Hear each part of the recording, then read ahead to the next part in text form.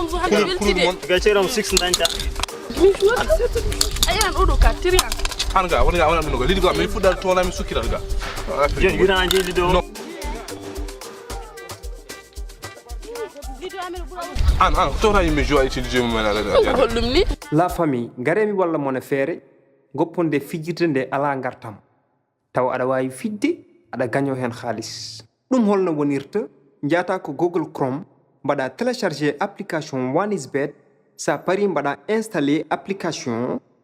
don non ada wawi créer hen compte ma taw ada utilise code promo TOUP 222 odo code promo TOUP 222 sa utilise dum ada jogi bonus 200%. wadde OneIsBet ada wawi tawde ton joueji kewdi gagnoda hen khalis sa gagni men khalis ada wawi retirde dum e banque li walla masrafi e ko nandi hen wadde eden ba wiide OneIsBet ne woni disponible e der leydi meden Ande mi do wali la dende njo hebani poftino ande bernde hiri la dende bernde hulani hirtiko beltino kodo kanga soinara weno tako kodo kewdo dole dillini ande buri madole fima tawa hoitani gili pidima to ke gili kadi girodana de Maria filito de Maria kafundu kanye Maria filito de Maria kafundu kanye Mariama alami salaki kono mi wawaru kudema ko gelo fodan se fanteno bagal kondiam ftota ko so geno fodani it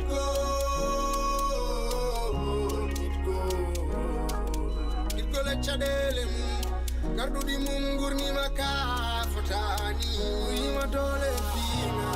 fima tawa waitani gili pidima to ke gili kadi girodana de Maria filito de Maria kafundu kanye Maria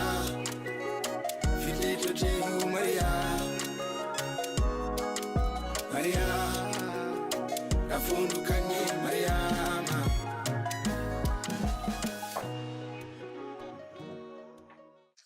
Andrea. Ah, qu'est-ce que tu fais ici, Koun?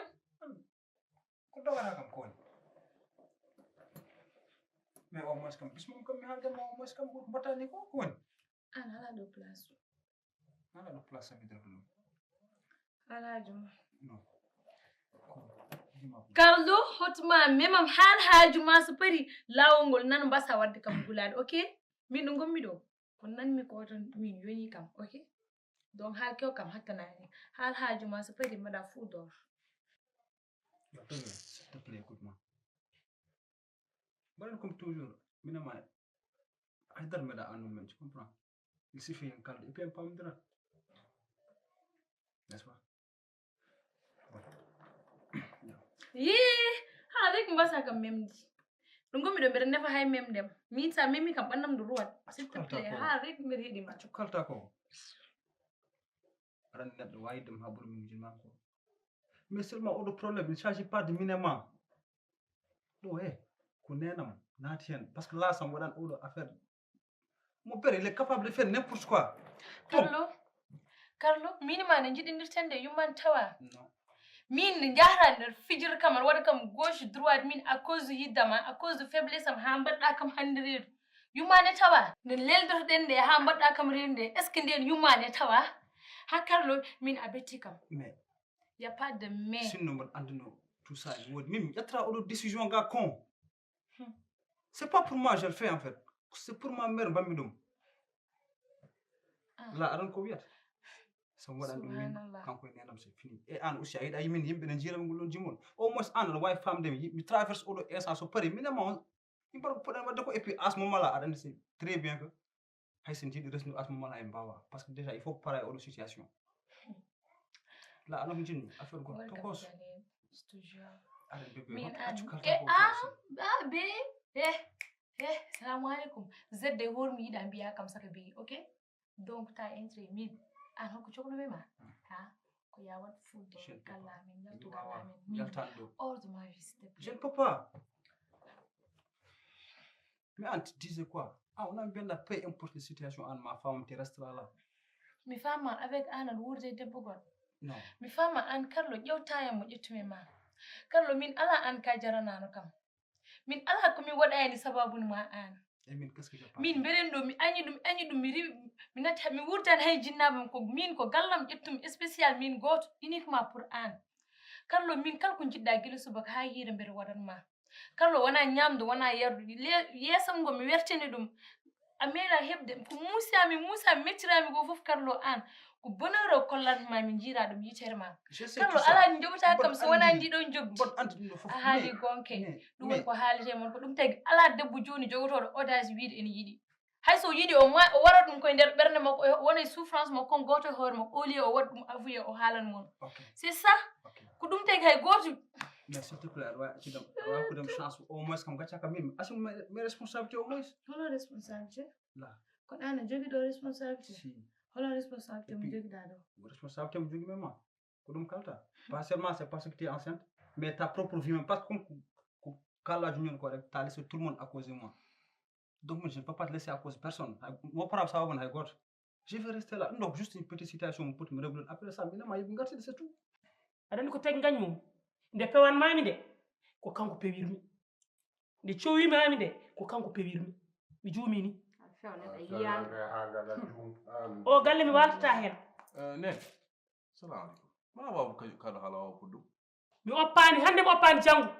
Amadou oppam cukkonoɗami goppe kam caabi mon nani ɓe jiɗɗon fof heɗomi haalama gacce kam mbimi jooɗo kalanda jooɗo kadi an aɗa mi nene walla aɗa heewi cakar aɗa heewi cakar ɗum fof so ɓenni ko kalaman ko somi haali ɗum ha paɗi sa waɗam ƴetta sakos ma jalta galɗo ala cuɗe mami ya haa to mayde tawi kanso ɓaccumi daña baraji babam galaji noddi kam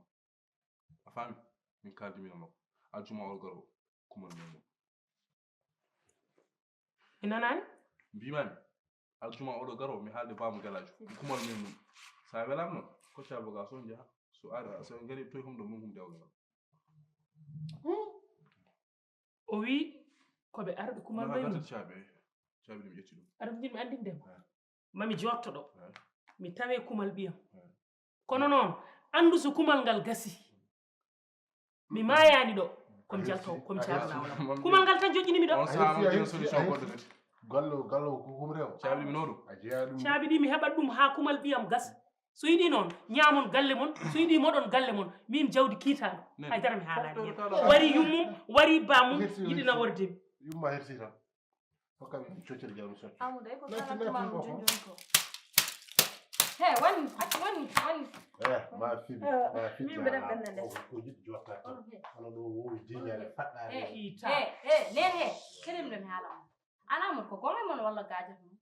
mata kam wona aljuma garoɗo o de babam galaji wi kam kala foti waɗede ma waɗa o fadani haydara aljuma oɗo garo ko ɓenninte an kay joɗɗi kumantere tan min garo ha kadi min hattiyanda somi waltiɗo de kumal ngal daga bagage ma o somi waltiɗo de kumal ngal tagi kono wonano sababude kumal ngal hay goto yiyata kam mboɗo walti wonno wayata ni komi koɗo yettade fuuta alkamis so komi jittomi ɗisɗon aljuma o ara jittomi mimo hoota o galle kiitaɗo kangadde min mboɗo mi wurta e jawdi kiitaɗo mi wurta e jawdi kiitaɗo ya nattoy an nattini bagage ma an yaltin an nattinno fuutan ka aljuma garo inchallah kumal memum te ɗo an toon jinnaɗa min ɗo fami fiti hunde fof gueɗe ɗe fof ke juɗoma ndewata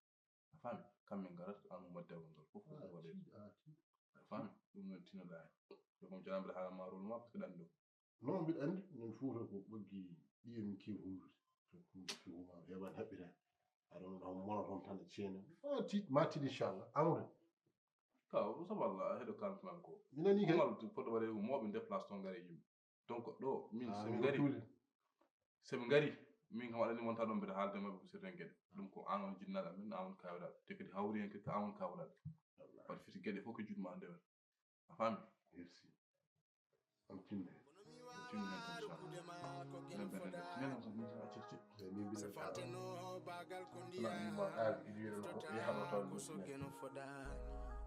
ɗano ha kuma ngal ɗan woni yeere ko mbiyandumam toujours ko rek gurnama e goto heƴani hen sona an mais la situation ko dépense kam tu es bien placé pour comprendre tout ça hande ɓernam nde so uddirama fawami ɓerde neɗɗo fof ne wawi wasde andude ɗum ko woni mais an sa timmi hen a andat donc t'as pas besoin de tout ça en fait hey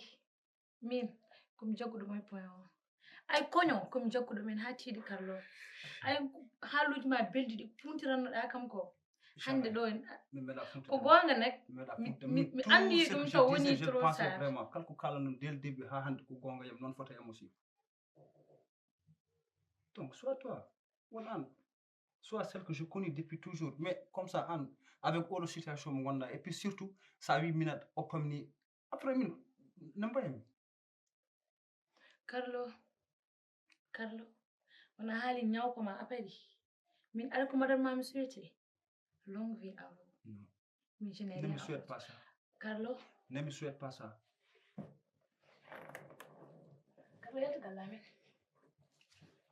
Carlo yaltu gallamen Carlo yaltu gallamen Carlo s'il te plaît yaltu gadi gilim ay joni mbiɗen ɗo ha mbiɗen newnanma malgré ko mbaɗɗa kam ko fof de on kuƴƴewmi mbiɗen newnanma mbiɗen gandanɗa hoore ma essayé kalmude pour uniquement an ya yaltu e dow jami cella yaltu gallamen aɗa wawi heɗade ɗum seeɗa au moins d' après ko dewɗen ɗo fof ka jiɗɗo multiplier ɗum par oɗo jour c'est tout et puis ça arrête là est ce que ça te ressemble ça te ressemble pas en mbeɗa jiwdirde haydara en mbeɗa wasfamdirde haydara sur quoi que ça soit kala ko arno minema on l'affronte par ce que mbiɗen toujours c'est ko minema contre le monde entier et là j'ai l'impression que hay sinko min woni e oɗo situation mais c'est toi qui veux m'abandonner en fait à cause de à cause mes parents ont décidé une femme pour min ce qui compte wona décision mabɓe ƴettoyo ce qui compte min ko wona e ɓernam ko te an tu sais très bien que c'est toi alors ressaisis-toi min ɓuuri sohludem walla si ne comprends pas ça à ce moment là min ɓuuri sohludem n'importe que quiconque et pas seulement toi aussi de l'enfant que tu portes je vous abandonne jamais jamais mi abandonne ta peu importe jiɗɗa miijoɗa mais il y a des choses plus importantes que miijo to dewɗen ɗo ha jettiɗen ɗo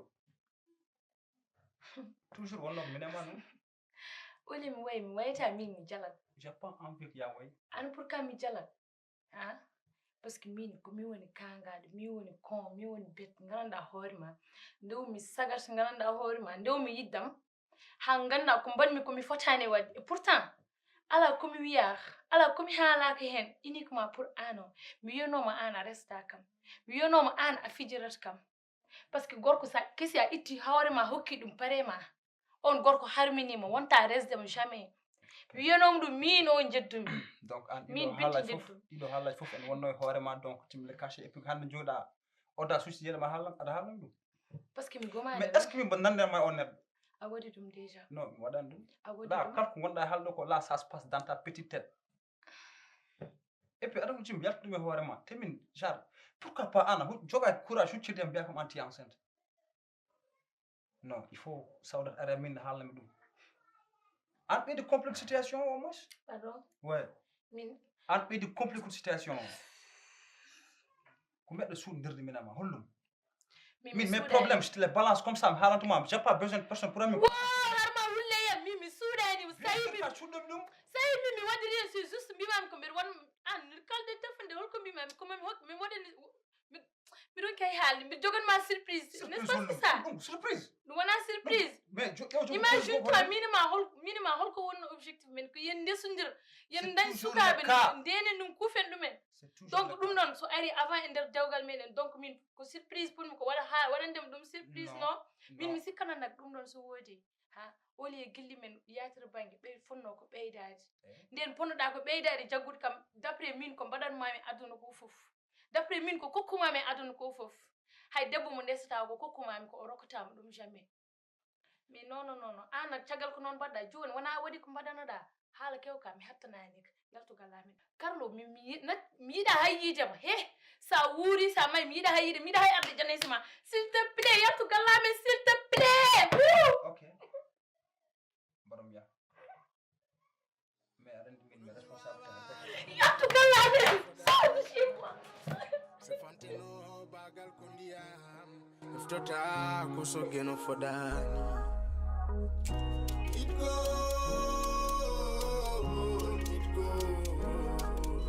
go la chadele mum Gardudi mum gurni maka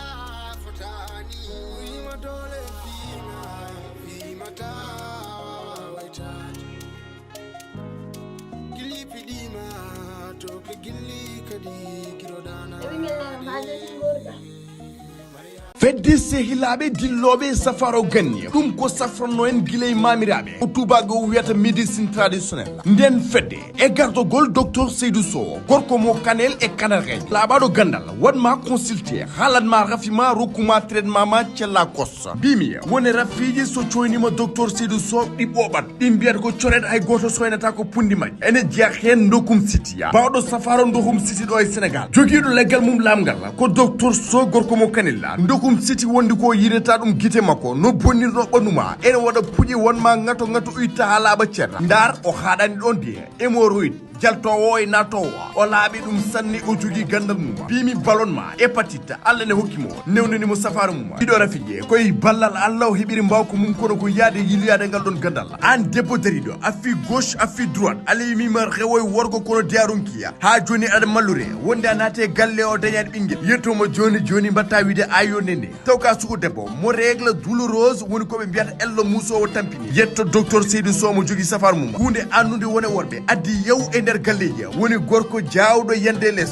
joni o watta ɗum hayre o yorno ɗum kos docteur Seydou Sow nden fedde safroɓe ganniɗo e nder leydi Sénégal ko kanko ardi ɗum association des amis de la médecine traditionnelle ɗo e Pikine Technopole nodduɓe 77 882 51 25 walla 77 793 63 04 walla notaɓe oɗo numéro caggal leydi plus 33 695 908 409 docteur Seydou Sow mo kanel ndaw ko laaɓa safaro ɗi ñabbuli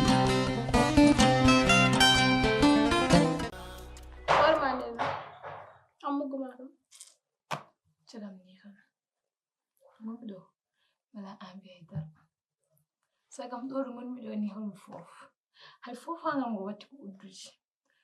tampi wallahi taron gongo jiɗɗa sawle fum tampi imagine to aɗo jooɗi aɗo ɗon Carlo jooɗi ala ko haala aɗa kam wari ɗo aɗa wi kam wonde jinnanmo kañum kokkimo oɗon debbo min mami faam ɗum min famta ɗum jamais min yiddini jinmi Carlo nde eko kokkumi Carlo ko eko mbaɗanmi Carlo e aduna ko sawdi ndiɗon jobbi Carlo yoɓata kam oɗo so ari aduna holko kalanmi holko mbiyanmo on so wi kam to bamma woni ko mbiyanmo on hande jinnaɓe ɓe jaami gaccumi ɗum en luumi suudam bangi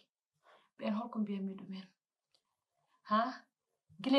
gite jiyoje e noppi nanoji min holko kalami holto paymi oɗo aduna ɓe mbaɗɗa ɗum non boni yanema mbaɗannade a miije puttami haalide a gamana halam ga mbitiɗa kam to mi haali sunno mi haali weeti so hanki wonno hande billahi mi firti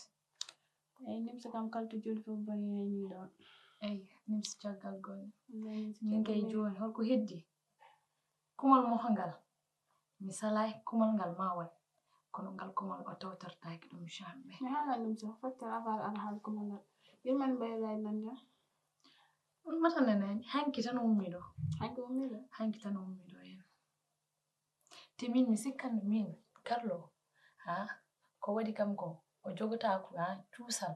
haa ko mo huccita yam mo haalan kam woni certain haalaaji ɗum neɗɗo juulɗo ene waɗa ɗum jaaɗo haa sawanma ɓiye wonko foti waɗeede walla wonko foti wiyeede walla wonko foti haalaneede ko wona hono jaaɗiiɗo afiruuji Bim alno ko humpitaade mo humpitima pare yehi lawol mo joni fof tekkunonoɗa min kam waram tan to mbarɗa to mayɗa fof waram ɗon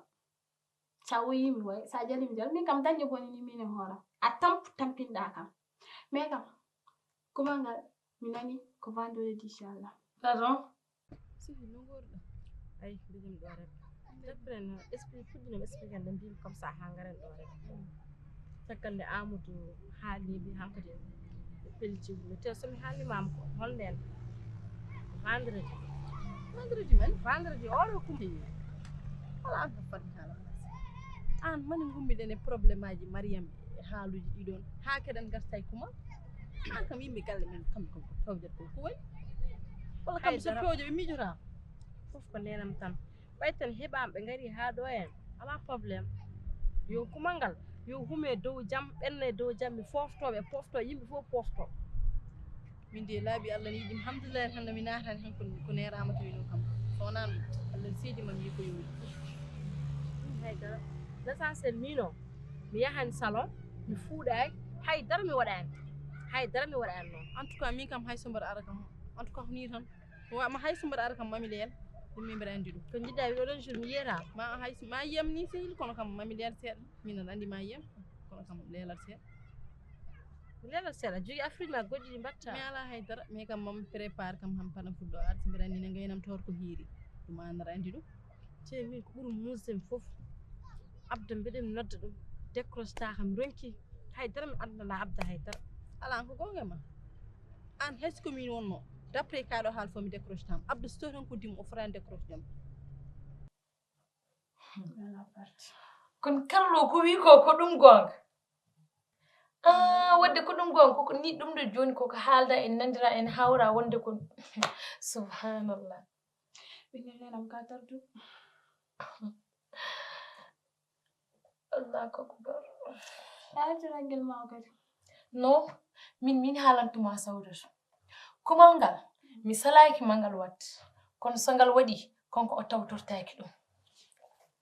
ko tagma winna min mbiɗa andi taggam winna halum gandinɗa waɗi min won kam ki e kumal ngal jokkiti wallahi won kam ki mbimami e kumal ngal jokkida mbimami kumal ngal ne waɗa ko wawi hewde fof heewa anana wol probléme ka kangal ko ni ndewɗa a waɗi ha waɗi boni ma arte jooɗi jonka ɗaɗa wiya won kam ki kumal ngal jokkite elle an tami wonkima e jungo ma walla ba wima ko ƴoƴa kalna kam hollum mbatta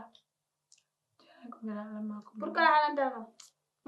ko tampami mako fof aɗa wasa haalandemi ɗum ɗo haydara mi waɗani wona gonga min mbeɗa anduma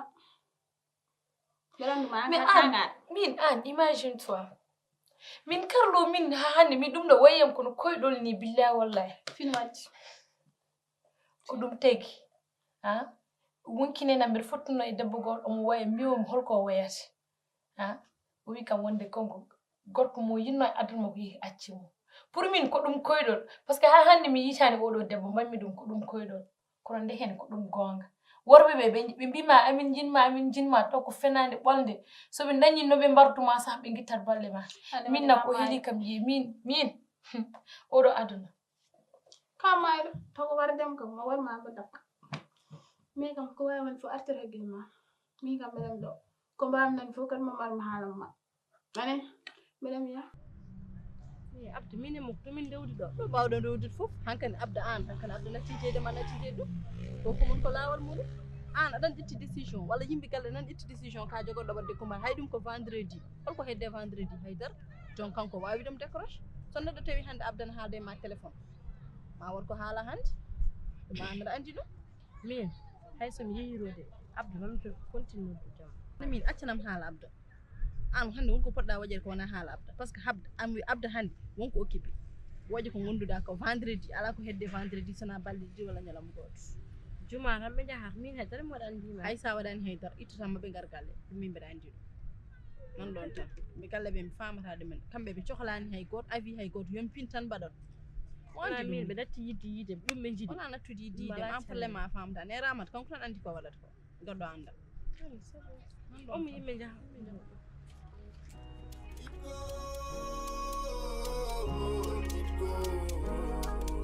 Itkole caɗele mum garɗuɗi mum gurnima ka fotani wima dole fimata waytade gilli piɗima to ko gilli kadi giroɗanade Maria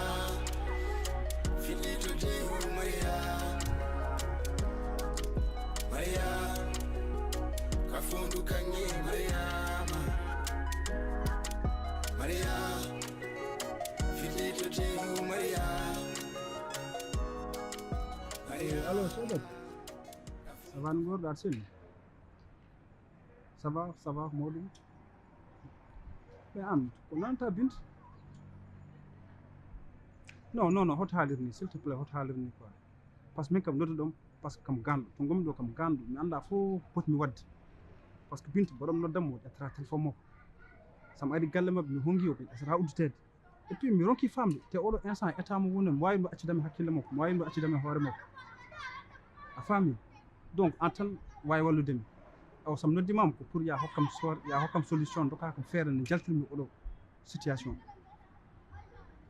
Non, wona ɗum s'il te plaît wona ɗum min hoto wonɗo aɗa haalnami haala jinnaɓe mo haala goɗɗe goɗɗo min kam jiɗɗo yen kala haala binde par ce que là ko kanko woni probléme an ka sehil makko e min je suis quelqu'un de proche pour moi kanko eyyi ko ɗum ɗon donc s'il te plaît wat feere foof nde keɓirɗam walla nde kaldirɗa e makko mbaɗa feere ha mbiyam yo ittu ko waɗi ko non wona ɗum wona sagam wallahi wona sagam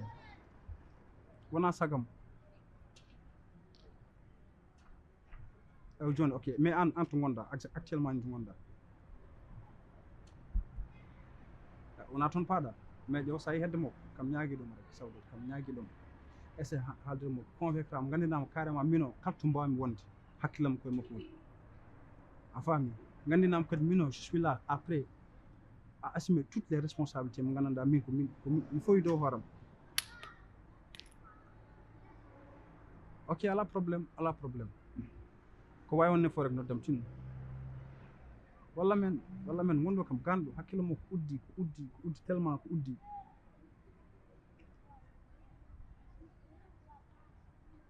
non ɗum ɗon bon en mbawa haala ɗum joni ko fate dewgal min walla goɗɗum e goɗɗum en mbawa haala ɗum joni asmamala joni min jimmi ya waɗi ko affaire goɗɗo essaye haaldude bintu mbiyam yo ittu ko waɗi ko min mboɗo sohli mboɗo yiɗi haaldude mo mboɗo yiɗi nandemo au moins par ce que ɗum ɗo fotani yarude ni joni ala caɗele wawi wonde fo rek noddodiren ok alami salaki kono mi wawa rukkudema ko gel fodani se fanteno bagal ko ndiyam eftota ko so geno fodani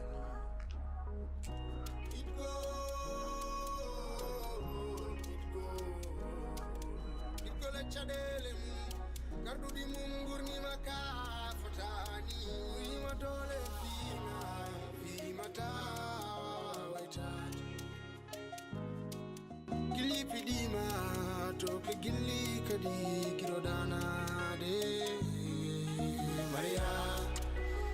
fiɗɗito jehu Maria kafundu kanye Mariama Maria fiɗɗito jehu Maria kafundu kanye Mariama besoin min yara allez go aw yoni non ne waron gendum tu vois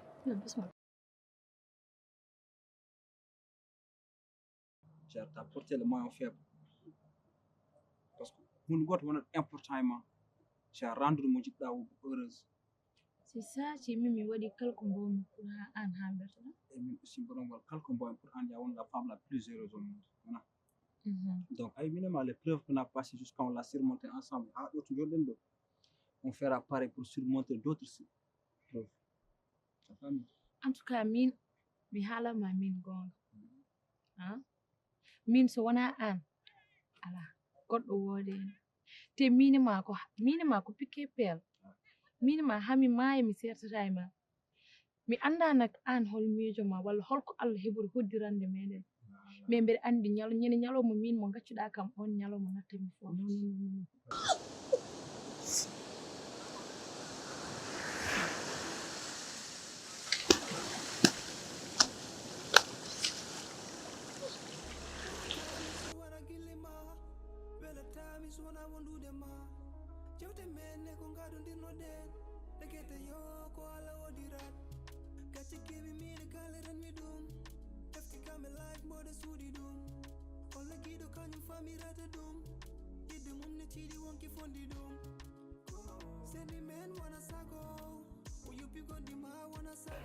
Par exemple, d'ici peu de temps, 5 ans, après 6 ans, qu'est-ce que tu imagines de nous? Ka pose kam wode question garɗa mbaɗɗa fullama no gonge ma Odin andu ko woni hakkille ma par exemple kalna kam rek peut-être an haalan kam 5 ans min mbiri mbiyata kam dans 2 mois an haala kam haala 5 ans 2 mois là mais je te parle de l'avenir min de dan nden ndi mbiɗa ndi min kam ñagotomi Allah ko dan 1 an kam au moins kam taw déjà en ndesindiri ɓiɗɗo ari gère mam gère gallam gère ɓiyam ya ɗum nedi moƴƴi tu comprends pourquoi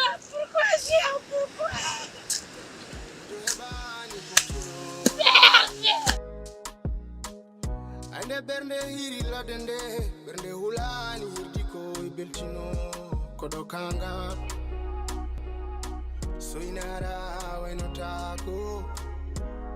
kodo kewdo dole dillini ande burima dole fima tawa hoitani gili pidima to ke gilli kadi kirodana de